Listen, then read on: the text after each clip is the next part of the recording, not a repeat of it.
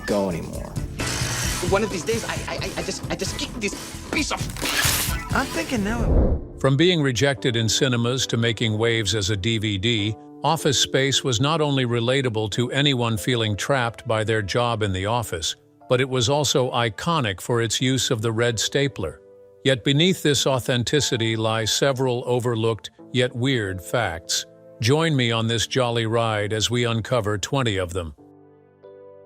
It only became a cult classic because of DVD sales. Upon its release to the theaters in 1999, Office Space did not make waves. At the time, it was even considered a box office disappointment. With a modest budget of around $10 million, it had only generated $12,200,000 upon release. The movie's critics had come up with mixed reviews, and many people simply did not go to see it in theaters. Then, it left the theaters and was finally released on DVD that same year.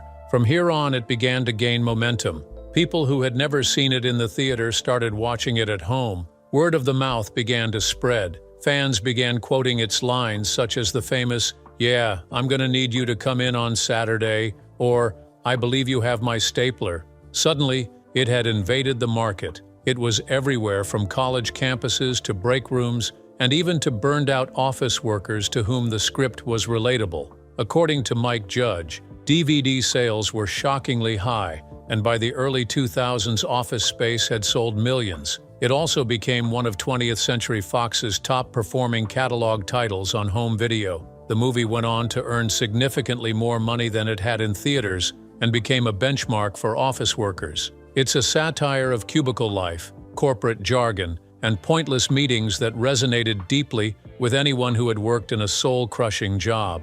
Companies started showing clips of the movie in HR training sessions as a way to educate managers not to become like Lumbergh. Then, the corporate shift began as companies tried to distance themselves from behaviors depicted in the film. Yet, all of this acceptance and change in company behavior only began after the movie left the theaters and found its audience through home media. Jennifer Aniston's character was a parody of TGI Fridays. By 1999, Jennifer Aniston was one of the most sought-after and recognizable TV stars in the world due to the role she played in Friends. However, she took a different route when she joined the Office Space, playing Joanna, a waitress at a chain restaurant with strangely enforced flair rules. Her storyline was a direct, yet thinly veiled parody of TGI Fridays. At that time, TGI Fridays was popular among service industry workers for requiring their staff to wear a minimum number of quirky buttons, pins, suspenders, and anything else to create a fun and engaging atmosphere. While the idea was not inherently bad, it was exhausting for workers, and they began to feel pressured. Judge knew this because he had worked in restaurants and fast food chain stores and had heard stories from real waitstaff who loathed how much they were forced to feign happiness. He then took those real frustrations and channeled them into Joanna's experience. Her boss didn't just enforce the rules, but also passively shamed her for doing only the minimum. For instance, when she wears only the required 15 pieces of flair, he would ask her, "You do want to express yourself, don't you?" Even TGI Fridays noticed the satire and did not like it at all. Following the success of Office Space's DVD release, some Friday locations quietly revised their uniform policy, with some even discontinuing the flair altogether. While the company never issued a public statement about the film, several former managers have confirmed that it played a major role in the shift, as the movie had embarrassed them. As for Jennifer Aniston, she had no problem at all creating a different image from her role in Friends. In later interviews, she admitted to loving the role because it mocked corporate nonsense. She also said she could relate to the character's underlying rage, especially in scenes where she walks out of the job after being told she lacks enough flair. Funnily enough, Tchotchkes was not a real restaurant. It had been built by Judge and the production team inside a real Bennigan's in Austin, Texas. They then decorated it and created menu items. However, their mockery of TGI Fridays was clear, as anyone who had ever been to a Fridays or an Applebee's knew exactly to whom or what it was referencing. Stephen Root could not see. While he played Milton Wadhams, the stapler-obsessed office drone, is one of the strangest yet unforgettable characters in Office Space. What makes him stand out even more behind the scenes was that the actor who played that role, Stephen Root, was practically blind while filming. Milton's signature look typically featured thick, outdated glasses with Coke bottle lenses. "I believe you have my stapler," visual awkwardness and social discomfort. What many people did not know was that those weren't prop lenses. They were real prescription strength glasses, and they did not belong to Root. Instead, the wardrobe department had found a pair that looked hilariously extreme, unaware of how much they would impair the actor's vision. Root would later admit that when he put them on, he could barely see a foot in front of him. At that moment, everything was blurry to him. But instead of complaining or asking for a workaround, he embraced the challenge and let it influence Milton's performance. Those slow, careful movements or strange head tilts, or even the wandering off-centered gaze stemmed from the fact that Root couldn't see what he was doing. It turned out to be beneficial for the character, as it provided an authentic portrayal of a man who felt disconnected from his surroundings, both physically and socially. His whole vibe was someone barely hanging on, and in a way the limited vision had helped bring it to life. It also led to some unintentionally humorous moments. In one scene, Root had accidentally bumped into office furniture as he couldn't see clearly. That scene, although unplanned, worked so well in character that it was kept in the final cut. Judge was reportedly impressed by Root's commitment. Even though he had created Milton as a cartoon character in Milton animated shorts, Root had brought an entirely new depth to the role. He utilized both his physical appearance and mumbled line delivery to create one of the most talked-about performances, despite having limited screen time. Diedrich Bader modeled his character after a guy Mike Judge knew. One of the most beloved characters in the movie was Lawrence, the gruff, laid-back, mullet-sporting neighbor played by Diedrich Bader. With his deep Southern accent, beer in hand, and one-line speeches like, "Watchin' the game, having a few brews," he easily became the symbol of a relaxed man. Yet Bader's character was not entirely new or out of the blue. He had reinvented a real person that Mike Judge had known while attending the University of California, San Diego. The man had lived across the hall in his dorm and was neither a student nor conventionally employed. Yet, he spent most of his day watching TV, drinking beer, and shouting through the walls. He also offered unsolicited advice and asked bizarre questions, just as Lawrence did in the film. Judge's description of the guy was that he talked like a Texan but had the attitude of a philosopher on weed, and he honestly never forgot him. When Judge wrote Office Space, he recreated this person in the character of Lawrence. However, it was Bader who brought the character to life, adding a touch of authenticity. From the audition, he showed up wearing a homemade wig that he had fashioned into a mullet. Also, he brought a flannel shirt, a sleeveless undershirt, and a nonchalant, cool demeanor. As soon as Mike Judge saw him, he knew that he had found the one. So from then on, Bader insisted on staying in character during filming, and even when off camera, he would keep the accent, posture, and slouched attitude even during breaks. Ron Livingston later joked that Bader's commitment was so convincing that he sometimes forgot that the guy was acting. The audience also loved him. This could have been because he was the character who asked real questions like, "What would you do if you had $1 million?" or made comments like, "Don't mess with your job, man." His anti-corporate go-with-the-flow philosophy became an accidental life lesson for fans. Years later, Bader would reveal that people still quoted his lines to him in public and that he usually recognized where they came from. The cast was uninformed of what music would play in the background. One of the most striking elements of Office Space is its unapologetic use of hip-hop, a feature that makes it distinct from all other workplace comedies. From Ghetto Boys blaring over printer destruction to Scarface lyrics underscoring the parking lot frustration, each song selected added a layer of attitude that made the movie instantly stand out. Yet with this great choice in music, most of the cast had no idea that hip-hop would take center stage. Mike had deliberately kept the soundtrack raps during production. He wanted the characters to play their scenes completely straight, without trying to match the energy or tone of the music, which was later added in post-production. The idea was that the contrast between mundane office life and aggressive gangsta rap would make the whole movie even more funny.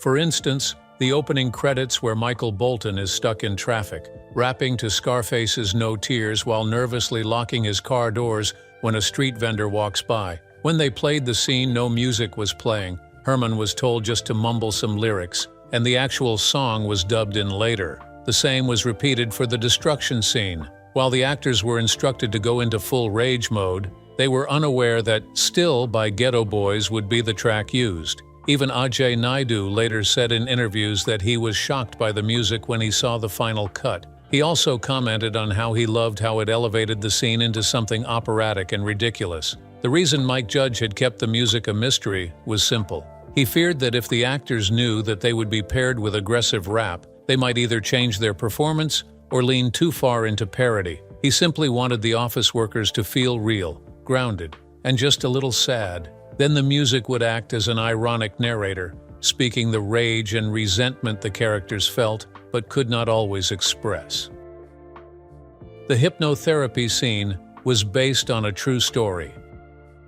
Remember when Peter Gibbons underwent hypnotherapy in a desperate bid to relieve his stress? Then the therapist suddenly died mid-session, leaving Peter in a blissful trance of total apathy. While the scene might be hilarious to some, it is weird because it was inspired by something that had taken place. Judge revealed in interviews that the idea came from an incident he heard about secondhand during his time in Silicon Valley. A colleague had told him about someone who had gone to see a hypnotherapist for chronic anxiety. The session had gone well until the therapist suffered a medical emergency during the session and collapsed. Although the patient did not enter a Zen-like state like Peter, the story stuck with Judge. He said he had always found the idea both darkly comic and unsettling, and he filed it away until he began writing Office Space. In the film, the hypnotherapist, Dr. Swanson, collapsed and died of a heart attack just moments after hypnotizing Peter into letting go of all his worries. Peter then wakes up in a sort of semi-zombie-like mode, no longer caring about work, relationships, or consequences. From here on, Peter stops showing up to work on time, knocks down walls at home, and ultimately becomes happier until the scheme he gets roped into unravels. The dark humor of the therapist dying on the job caught audiences off guard, but what makes it even more weird is the post-hypnotic suggestion. In theory, hypnotic states can leave a person suggestible even after the session ends. While the science is still debated, some psychologists believe that a deep trance interrupted too abruptly might result in disorientation or, in some cases, lingering behavioral changes. Eventually, even if Judge did not mean for the movie to explore that deeply, it ended up brushing against real-world therapy debates. Michael McShane's brief appearance as Dr. Swanson also put him on the map, as despite his brief appearance, his calm voice and sudden demise created a scene that stuck with the fans. Some fans even claimed that the movie subtly hinted that Peter never fully snapped out of the trance, which explains his flat effect throughout the film. Yet, whether true or not, the scenario was birthed by a real-life happenstance. Gary Cole helped shape Lumbergh's iconic look. Gary Cole didn't just act the role of Bill Lumbergh, he helped design him. The stiff-collared shirts, suspenders, and belt combination were all part of a deliberate choice at mid-level management. Even his car was part of the joke, as Lumbergh drove a blue Porsche 911 SC with the vanity plate My Y Porsche E written on it. This was to mock executives who flaunt status without substance. One thing unknown to many is that the MIT-class ring that he wore wasn't chosen by wardrobe, but by Cole's prop from a previous role he had played. He only kept it in because it helped to further Lumbergh's inflated self-image. The movie title nearly got changed by the studio. Office Space was almost named something else. During post-production, 20th Century Fox executives were unsure about the title, so they pressured Mike Judge to change it. They feared that it was too vague and would not connect with audiences. The problem they had with it was that the title did not sound funny or marketable. They thought it lacked punch and would not stand out on stage. They suggested other names, some having to do with cubicles or clock watchers that were more workplace-like. However, Judge refused. To him, Office Space captured exactly what the movie was about, a blank but suffocating environment that could belong to any office, anywhere. However, from a box office standpoint, the studio executives were not entirely wrong, especially since the movie had a low turnout, which was attributed to the title's blandness, awkward marketing, and lack of a clear hook in the trailers. The promotional campaign leaned heavily on Jennifer Aniston despite her limited role and avoided the dark humor that made the film unique. Yet Judge believed that audiences who had worked in offices would immediately understand it, and he was right. After the theaters, nothing could have prepared Mike for the success of DVDs and VCDs, thanks to word of mouth and repeat viewings. By the early 2000s, Office Space had become a household name. People referred to their environments as Office Space-like. Initech was a real building with a shady backstory. The building used for Initech was real and had a somewhat shady history long before the cameras started rolling. The building was located at 4800 Spicewood Springs Road in Austin, Texas, a location within a real corporate park. Mike, who lived in Austin, chose the location because it looked exactly like the kind of cold, soulless corporate space he wanted to satirize. However, before Office Space, it had housed several tech companies that came and went during the dot-com bubble era. Rumors circulated in the Austin business community that one of the early companies in the space had folded after embezzlement allegations, even though no public charges had been confirmed. Yet, it gave the building a sort of cursed mien that matched Initech's fictional dysfunction. Production designer Edward T. McAvoy even said in interviews that they had barely done anything to make the building look like a depressing tech office. The gray cubicles, stained carpet, and fluorescent lighting were already there. All that was left was to bring in the red staplers and a few motivational posters. Jennifer Aniston's role was added late. The character Joanna, played by Jennifer, was added late in the production process. Even her scenes were almost entirely separate from those of the main cast. When Mike was initially developing Office Space, the Peter character was meant to represent a sort of everyman trapped in a soul-sucking corporate job. However, early test readings and drafts showed that an emotional counterbalance was missing, someone who could offer a different perspective and help humanize Peter's disillusionment outside the office world. That's when Joanna was conceived. She wasn't in the original Milton animation that inspired the movie, and was not even a major focus in the early drafts of the script. This was because Judge recognized the value in showing that even people outside the office setting can be stuck in systems full of arbitrary rules and fake cheer. Yet most of her scenes were shot separately from the rest of the movie. Her storyline was mostly self-contained, and she interacted only with Peter and a few restaurant staff. Despite her being a late addition, her presence helped Office Space achieve an emotional balance for workers in all fields. A lot of the movie was improvised. One amazing detail about Office Space is that a significant portion of the movie was improvised, and some of these improvisations even contributed to the movie's popularity. Despite being based on a tightly scripted screenplay by Judge, it included several spontaneous one-liners that were never originally planned. This was not because the script was lacking, but rather, it was a result of Judge's encouragement of the actor to bring their instincts to the table. As he has often said, the desire to make the movie feel natural and grounded was his driving force. He also recognized that this meant he would have to create an atmosphere on set where actors felt comfortable experimenting and stepping outside their lines.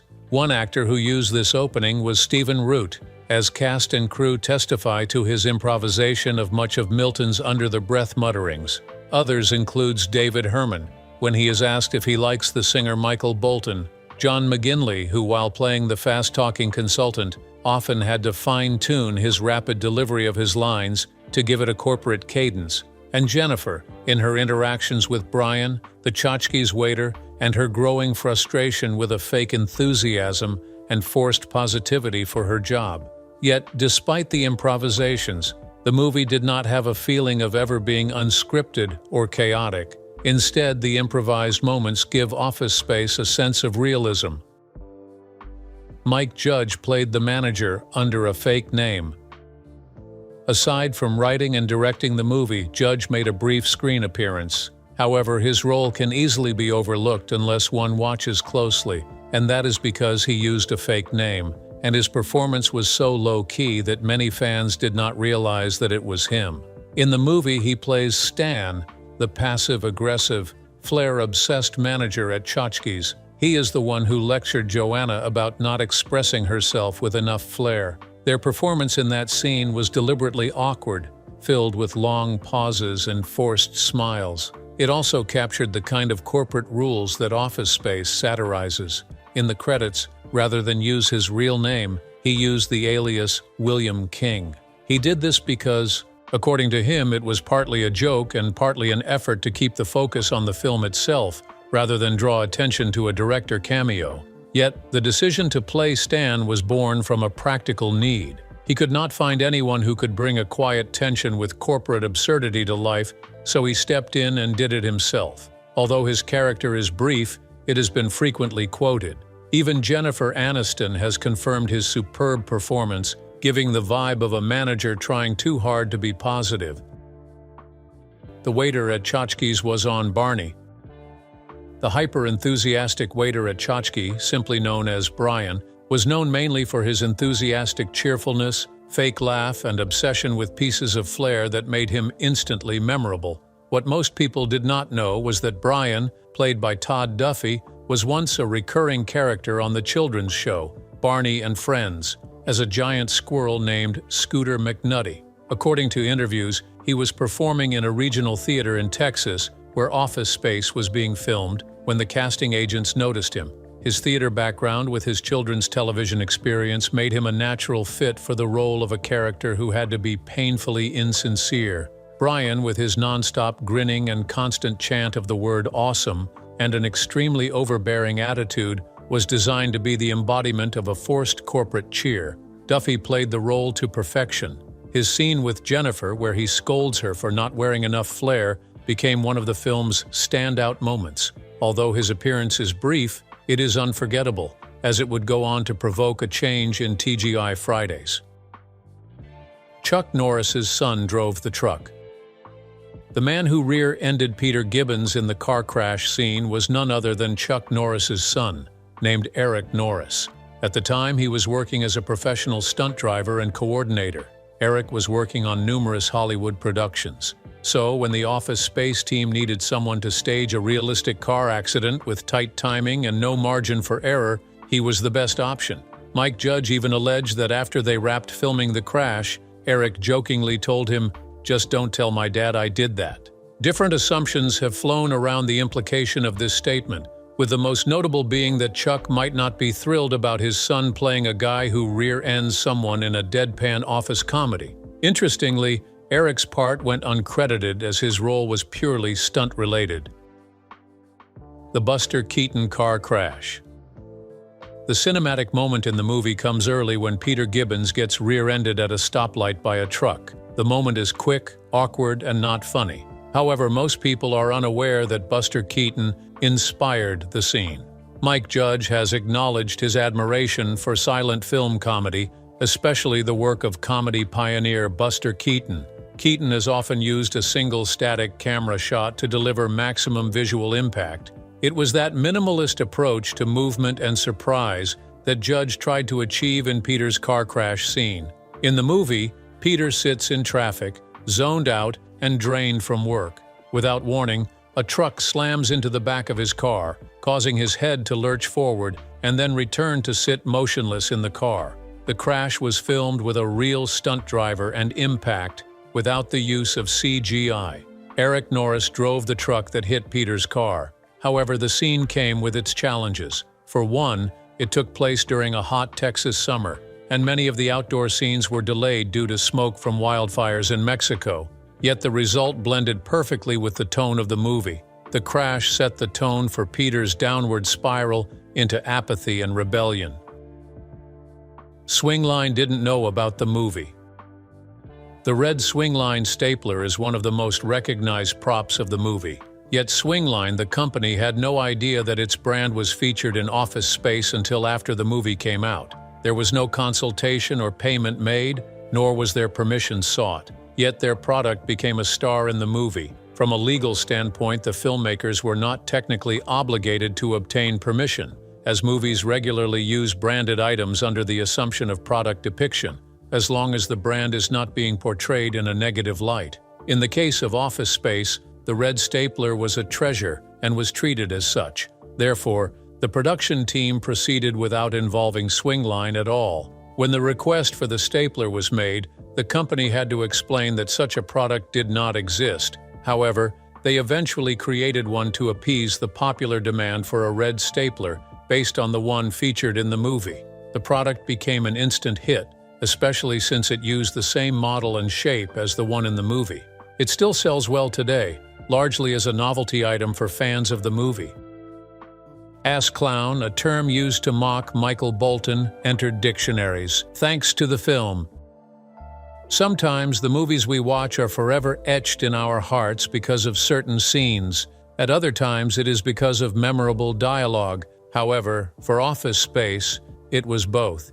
It even managed to invent a new insult that got added to the modern lexicon: ass clown. The insult originates during a conversation between two characters, Peter and Michael Bolton, the Initech employee. Michael shared his frustration over sharing a name with the real-life pop star, and when Peter asks why he doesn't just go by Mike, Bolton erupts, "Why should I change? He's the one who sucks. No talent, ass clown." The phrase was delivered with such conviction that it felt completely natural. Well, this might just have been, as it was not in the original script. According to the cast and crew interviews, the term ass clown was improvised by Herman during filming. It caught Mike Judge off guard, but he loved it, and so the insult was kept in the final cut, and from there, it took on a life of its own. Before the movie, the term ass clown wasn't a widely known expression, nor was it used at all. However, after the film, it began appearing in conversations, internet forums, and eventually on television shows. It became a term of derision for someone who was both annoying and ridiculous. Eventually, in 2003, just a few weeks after the film's release, ass clown was officially added to the Oxford English Dictionary's online slang database. This addition cemented the word's status as a real word born from fictional frustration. It was a rare achievement, as very few movies coin completely new insults that remain on people's lips even after the movie has died down. The line also added an extra layer of complexity to the movie's commentary on identity, pop culture, and the absurdity of modern work life. Even the real Michael Bolton eventually responded to the movie. At first he didn't like the joke, but over time, he warmed to it. He has since acknowledged the line in interviews and even referenced it in comedic sketches, proving that he can take a joke even though it calls him an ass clown. The PC load letter was unscripted. One of the most quoted yet offline frustrating moments in Office Space is a simple scene involving a malfunctioning printer. In this scene, Michael Bolton wrestled with the stubborn machine, and it flashed an error, PCLOADLETTER. His confused response to this was, "What the bleep does that mean?" And just like that, that word became a fan favorite. The scene also became extremely relatable for anyone who had ever dealt with an unhelpful office technology. Yet this scene, as popular as it became, was not scripted.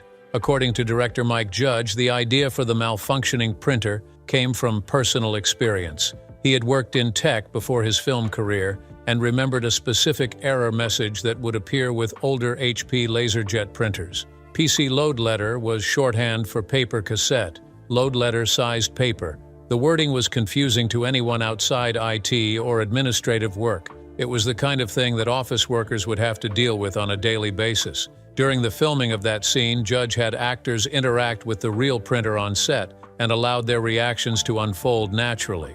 When David Herman, who played Michael Bolton, saw the error flash on the screen, he reacted instinctively and angrily. That improvised action and line then made the final cut and became one of the film's organic frustrations that no screenwriter could perfectly replicate, as it was born out of frustration.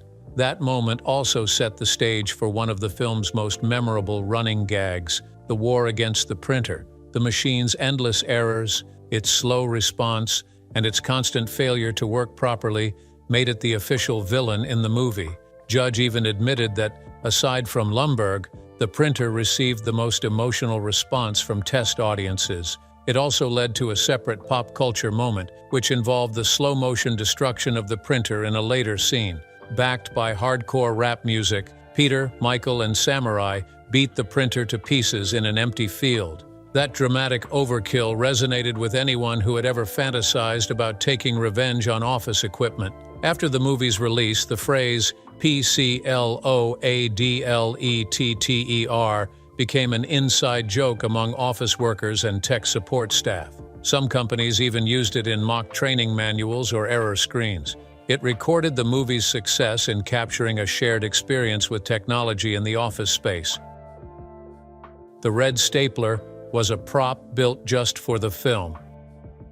The most iconic prop in Office Space was a red stapler. Milton's obsession with it became symbolic of everything petty and frustrating about life in a dysfunctional workplace. However, the swingline red stapler did not exist before the film.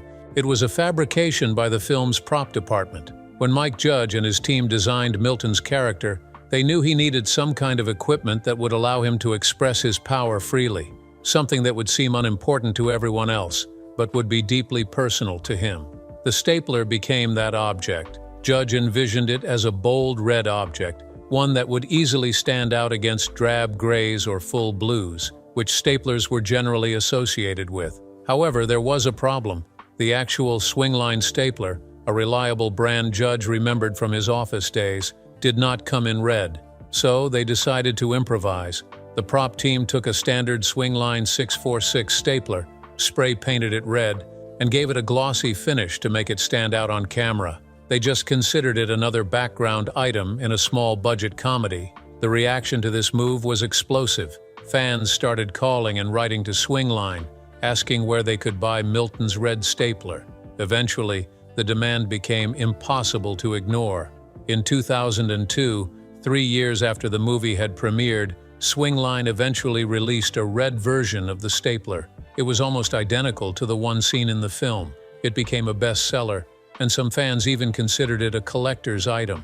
Ironically, the stapler's popularity ultimately overshadowed certain aspects of the movie itself.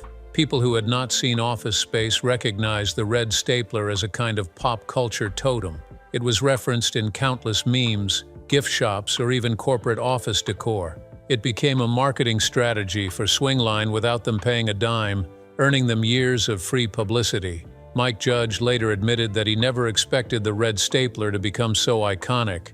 It was, in his words, a throwaway gag that just happened to connect with audiences. However, like most elements in Office Space, what seemed small on the surface was considered something more deep to the audience. In this case, the stapler was not just a prop, it was Milton's last shred of control in a world that constantly ignored him.